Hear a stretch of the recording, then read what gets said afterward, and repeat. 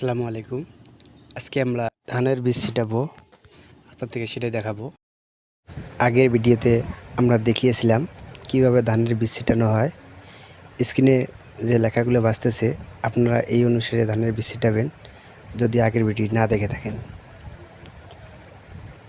আমরা এখন দেখাইতেছি জমি ছিটানোর পর, ধানের বীজ ছিটানোর পর জমি কীরকম দেখা যায়। এই যে দেখুন, ভিডিওটা ভালো লাগলে অবশ্যই একটা লাইক করবেন। নিত্য নতুন ভিডিও পেতে আমাদের চ্যানেলটি সাবস্ক্রাইব করে বেল আইকনটি বাজিয়ে রাখবেন।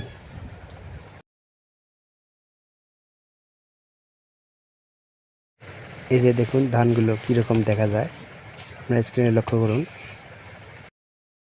ভিডিওটি শেষ পর্যন্ত দেখার জন্য আপনাদের অসংখ্য ধন্যবাদ। আসসালামু আলাইকুম। আজকে আমরা